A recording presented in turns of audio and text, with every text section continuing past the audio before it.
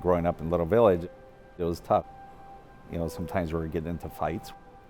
I think as a kid growing up, my mother can attest to it. I wasn't the greatest little boy, getting into quite a bit of trouble, and I had a bad temper, so I was often fighting either at school or in the neighborhood. We had a lot of setbacks. Sometimes it was, through deaths in our family. Some of our kind of friends or family members going away to jail or overdosing. My father passed away when I was 16, and I had an aunt, a cousin, and my father passed away within about a 2-month time frame. Although I was really sad and I was close to them, I kind of used it as fuel to make sure that I was going to reach some of my goals and dreams. My parents definitely were some huge influences in my life. So my mom would be there with myself and my brother and sister raising us. Even regardless of my father not being there with me, he always instilled that we have to hit the books and you've got to get a great education. My faith had grown, so I knew that one day I'm going to see them again, but that's going to push me to do more, to make sure that I'm having an impact.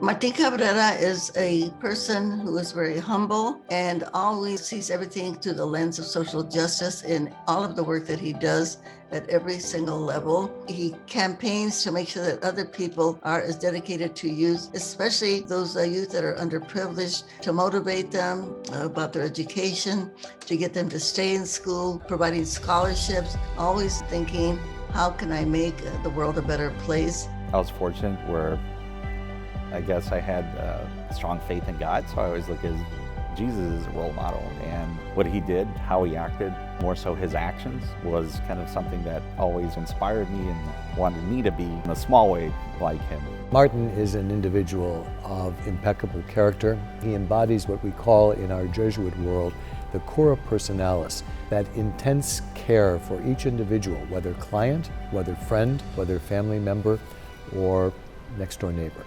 We have a limited amount of time on this earth. There's a lot that we can do and a lot of change that we can make. My first interaction with Iskali was with Vicente, and he was telling me of what he was putting together and why he wanted to put it together, and that there were so many Catholic youth in teenage years and early 20s that needed some direction. It's difficult starting off an organization.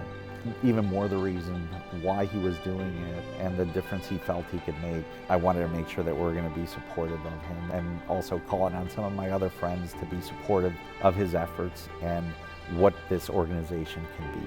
Martin is a bridge. Wherever he gets involved, he gets you connected to other people. I will say that he's an ambassador of many causes. He knows people that can give back in a philanthropic way. And what Martin does is he connects people to causes.